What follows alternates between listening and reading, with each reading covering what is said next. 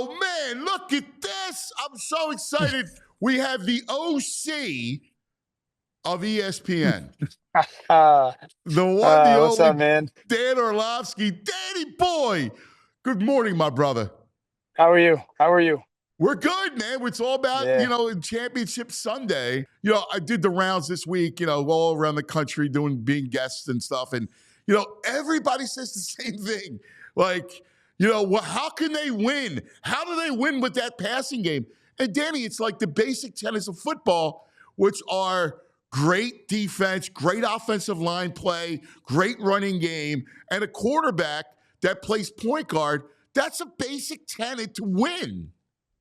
Yeah, and the reality is this: this isn't just a run game. I mean, it's a historical run game, Yeah. and there is the widespread belief, I believe, in their building of like, hey, stop it. Like if over 4 quarters, you got to stop it, and really nobody has, well, and I think that's the thing that is a little bit lost in this. I'm not trying to tell everybody that Jalen Hurts is Joe Burrow, but there is a Right. little bit of philosophically thinking. If we just look at the overall team, and you sit there and say, okay, we're going to run the ball well. We're going to play really good defense. How do we not lose? Like that's got to be your philosophy of like, okay, what do we do? Well, how do we not lose? Well, if we don't give the ball away, we're going to be in every game. And then we're obviously going to be able to constantly do what we want to do offensively. We're never going to get down unless we give the ball away early, stuff like that, down to an insurmountable lead. So I do believe that there is a little bit that we have to give Hurts credit to of valuing the football, not giving it away, not hurting the football team. And at the end of the day, like they do live in that world of you got to stop it, and no one really has. That's a great point. It's a great point. And it's interesting because what illustrates it is the first 4 weeks of the season, right? They did at week 5 of the bye, they go in and they go, all right, well, who are we? What's our identity? We are a downhill run team. And we have a great line and the whole thing. And I give Kellen Moore a ton of credit. I love your offensive mind. I'm curious of what you think of the job that Kellen has done changing, right? What we saw the first 4 weeks into what they've become. Yeah, Kellen's word has become disciplined this year. Kellen is a quarterback, obviously. So every quarterback wants to throw the ball a ton. And that kind of was his story at Dallas and LA. And a lot of people would kill Kellen because they would sit there and say he will become too pass happy at times. And he's really become a little bit of the opposite, where he's in many ways become a little bit, run happy. I'll share a text with you that I had with Kellen because I've known Kellen for a long time. We competed against each other in Detroit for a backup job. I texted him, I want to say sometime around October. I don't know what, sometime in October. And he came back to me with, I honestly think we could break the rushing record. Like he felt it in October that they could break the rushing record. And that just kind of, shows you what his mindset was. I think the way that they've, their run game is a lot to handle. I think that they, 2 years ago was heavy RPO, heavy RPO, heavy RPO. Well, the rules have changed it. Like you can't operate the RPOs in 2024 like that you did in 2022 because you're not allowed to have the linemen downfield. And the way that they've gotten into some of their gap stuff, where pulling people, the way that they use their size, on the interior is a big deal. The way that they got Cam on the pull, like Kelsey. So, I think he's allowing those guys to play at a strength offensively. And I thought one of the most underrated moves that Howie has made was Becton and moving Becton in a guard. He's a beast. Like inside, my God, like that. You run over that right side. That's nasty, man. Yeah, you're talking 650 plus pounds, Hall of Famer and first round talent. Becton was a first round talent. And so the size of their offensive line is something that, Hembo, who works with us at ESPN, gave me a stat, I think like 2 weeks ago. He said, and the way we phrased it was like, their offense is like an avalanche. At some point it gets started and you're not stopping it, because I think at that point they were minus 35 in the first quarter point differential. They were plus 174 after that. And so it is one of those things where like just that physical size eventually just wears on you. And that's the thing, the connectivity of football. Yeah. The size doesn't matter if you're down 28-17. Well, how do we get down 28-17? We threw the ball a bunch and Jalen threw 2 picks earlier, or a fumble or a sack fumble. And all of a sudden, like the connectivity of playing a certain way is a real thing. It is. It's such a great point. I love the avalanche thing. I love that from Hembo. That's fantastic description of it. But you're right. It matches what they do, matches their defense, right? It works because of what Fangio is able to become. And it's amazing when you mesh both sides of the ball and what they do well, right? Like what they do well is they don't give up big plays, right? So they don't fall behind, like you said, by 2 scores. So it matches really well. I think people don't see that. Of course they don't. We're still in even though football is really different right now than it was 5 years ago. Like 5 years ago, it was, air raid, bombs away, score 40. It's changed. It's gone back to what it was 25, 30 years ago. And so we want, like every game this weekend, what's going to be the most important thing? Washington, you got to stop the run. Philadelphia, you're going to have to stop the run in no huddle. Kansas City, you're going to have to stop the run against Buffalo. Buffalo, you're going to have to. It's just where we are in football right now. And I do think people, kind of lose sight of the connected element of football, how to win the game, what's necessary, how do you get your defense to play to their strength. When just from an offensive perspective, if you're watching another offense constantly like control the game and your defense is struggling to realistically stop the run, impatience becomes a very real thing for us because we don't ever get to control the game as an offensive perspective. So then we go chase plays, we chase explosives, we chase big throws. And then all of a sudden it's 2nd and 12, 3rd and 16, and you get the ball again. That's how it's all connected. That's brilliant. And illustrating that was Saturday night with the Lions, like the Jameson gadget play.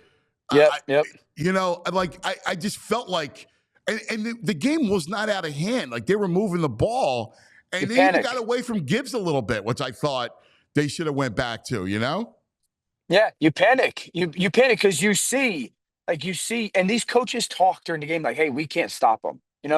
We're not going to stop them." And so then you start to have to get into chase mode, or you think I got to go score 21 in 2 plays, or I got to score right now to try to gain momentum back. And again, when you're playing against a defense like Philly that doesn't give you anything, they don't give you many of explosives, you oftentimes lose the patience to drive the football down the field. Now, easier said than done, but you lose the patience, and then that's when that avalanche starts going. And it's one of the things that would scare, I think, Eagles fans on Sunday, or should scare them, is Washington has great discipline and control. I mean, Daniels is ridiculous, so we'll talk about him. But what they do on first down, they win first down.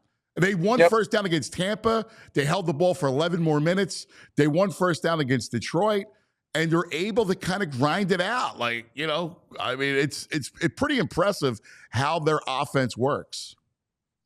Yeah, I mean, their offense, I think the hard part about their offense, and it's not just one thing. Number one, their no huddle matters. It does. And it's not the speed of lightning no huddle that maybe Eagles fans remember. Chip Cumming, they played it twice this year, but the no huddle matters. I think it matters a lot in Philly more than it does in Washington because that crowd noise. Think about it from a defensive player's perspective. The crowd's going nuts. They're getting loud. We got to communicate on the fly. We only got a short period of time. So I think that matters. I think the way that they can spread you out sideline to sideline for their run game is different. There's a lot of stuff in their offense that defenses and Philly just doesn't see because there is a little bit of college to it, and that's okay. I think it's beneficial for them. So there's a lot that they just throw at you that you constantly have to be on top of with your communication and the way that you're disciplined in your gaps and the way that you're fitting blocks. It's a difficult offense to contain right now. What that position inside and out. I mean, you got a PhD in it.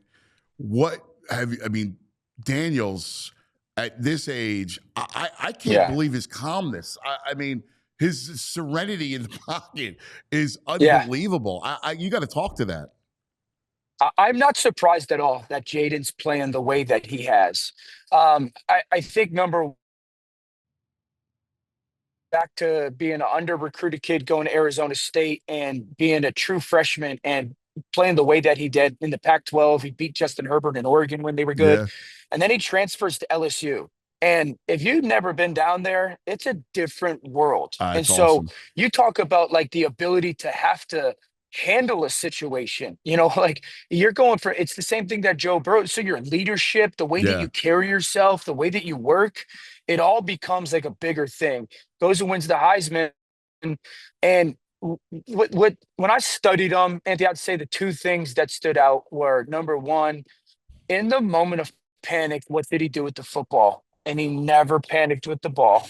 And the second thing, his ball placement was the best in this draft. And I'll go back to Saban on Pat McAfee's show at some point this offseason when Saban said, he's the hardest player we've had to defend over the last 5 years. When one of the greatest football minds ever says that, Yeah. it speaks volumes. Yeah. You're right. I mean, God, and his ball placement is ridiculous. Sick. It's sick. It really is. He's a mouse hole thrower. Yep. It's amazing. And the other aspect of his calmness, and I'm with you, right? Like, Saturday night in Baton Rouge, or you're playing in Alabama. I mean, it trains you for that. But there's something else. I know he trains with the VR. Do you believe in that? Yeah.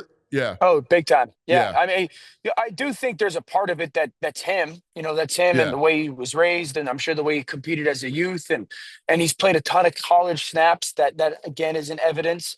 But there's definitely something with the VR that, there's reasons why football players and athletes practice. So we have experience seeing what we're seeing and what to do. And I do believe that VR, it's something he's done for years now. Yeah. And he's got a great comfort at what he's looking at. Yeah, it really does. So how do you see Sunday? I think this is a fascinating chess matchup. I mean, we talk about all the cliches about house money in Washington, the whole thing. How do you kind of match this thing up? Well, I think two things. One, you have to win it if you're Philly. Outside of the obvious, to go to Super Bowl, there's the only place that you could have the conversation of where Washington is better as quarterback. Okay, so Yeah. And you're at home. All right, so I think it's okay to say that. I think the second thing is, where's Jalen's health? Like this was the one game that I would go back to last year. I remember being on TV during the season, being on TV the morning after the game and said, I have not seen a defensive line do what Washington's done to Philly's offensive line. They beat him up. They got after him, and it was after the injury. And so, what's Jalen's health? How impactful is he? We have no word about it. I just asked somebody who's a little bit in the know, and they were like, "I really haven't heard anything." So, how because if he's hindered, I think that makes it a lot more interesting because that defensive line can tee off, and so like that's a little bit of an unknown. How much does Washington sell out to try and stop the run? What we've realized is if teams do that, that's when the big plays, that's when the big runs come from. So do you want to death by 1,000 paper cuts or try to minimize those explosive plays? I think it really comes down to how well their defense can handle the no huddle tempo. I think it really comes down to how well their defense can, in the first time they played, this is not a blitz-centric defense in Philly. They very rarely blitzed, Jayden. And the last time they played, they blitzed them the most out of any time in the season, and he killed them for it. Yeah. And it would be shocked if they blitzed them more than 3 times this whole game. So I think if their defense plays the way that we've watched them play this year, Philly wins the game, but there is a big unknown with Jalen's health. Yeah, and I'm with you. I mean, I didn't understand why Detroit kept blitzing, kept doubling down on it. Because he don't blitz him. He'll make it pay. Don't blitz him. Yeah, no, don't blitz him. You cannot. Sam Cosmi being out, their best interior line, best offensive lineman, I think. And he was able to go one-on-one with Carter, who's been such a beast. I think that's a huge question right there for Washington is what you're going to do at that spot.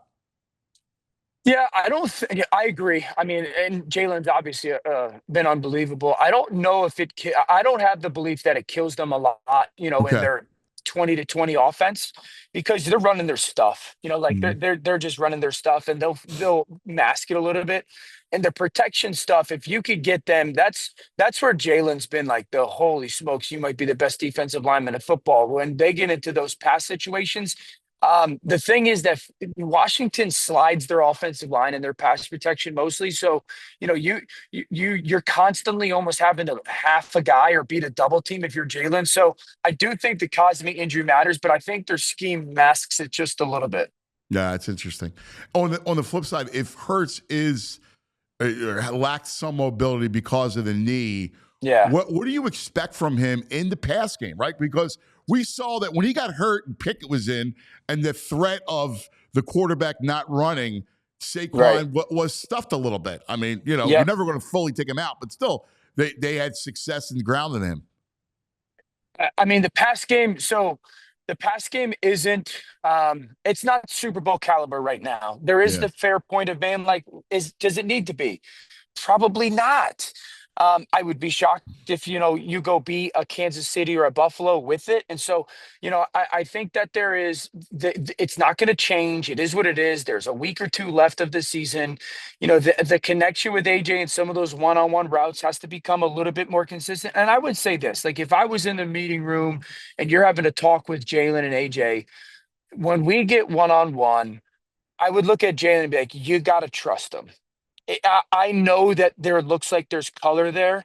You got to trust them. Hmm. And AJ, if we trust it, you got to make it right, And so they're not going to have a ton of opportunities to throw the ball. They're not going to be asked to do a ton. But when we get one-on-one, we got to make it work. Okay, like we're not going to go beat two Hall of Fame quarterbacks if we get to the Super Bowl by not making it happen. So I do think that there's a reality where Jalen has to, while being risk averse, like you gotta trust him to go make a couple plays, and AJ's got to pay him off. Yeah. I mean, it was an anomaly last week, that drop. That's a Right. touchdown. Hey, real quick on the other game, where do you line up on the Mahomes? I mean, everybody's talking about Patrick and the getting the Yeah, calls and the fake slides and everything. I get it. I get it. I see both sides of the argument. Patrick is an all-time great that is obviously going to do anything and everything to go win. You have to make sure that you don't take the bait either way. You can't take the bait and not make sure that you're close enough to him to impact the play. And you can't take the bait to take your shot and wind up with a penalty. Is it easy? Is it fair? Probably not, but it's the reality against that guy. I got to tell you, I love that. That matchup, I mean, is just It's awesome. incredible. And having like when Andy got here in '99, got very close with him, and Sean, Yeah. who was terrific. I mean, that's such an epic. I don't know who to pick. I don't know. I can't read it. Same. It's know? giant versus giant, man. You got Yeah. history versus history. It's everything you want as a football fan, and I'm fired up. I'm fired up for that one. Both of them. So take us into your house on Sunday. Where like what do you guys do? During the Eagles game, my wife doesn't do anything. She will sit there and just watch the game. She doesn't get up now unless she has to with the whole superstition element of it. But I watch there. I mean, obviously, even last week, because I picked the Rams. I'm dear friends with Matthew. I honestly thought the Rams had a very good chance to win. And when they started when he made that throw to Puka, Yeah. she looked at me and I looked at her and I was like, I didn't say anything because I was like, oh, fuck, she's going to get so mad. So I just kind of watch the game and take it in and be a fan and whatnot. And it'll be fun. And then Sunday night, we just watch. We're fans. I get to be a That's fan. awesome. I often get to be a fan because of work. So being a fan will be fun. Danny, you are the greatest. You got to give Tiffany our love. All right. You I are will. the great OC of ESPN, buddy. I thank you, brother. Thanks, pal. The great Later. Dan Orlovsky. Danny, you're the best, bud. Thank you. I Thanks, love boss. you. I'll see you soon, man. Definitely. See you, pal. We all silly like the mayor.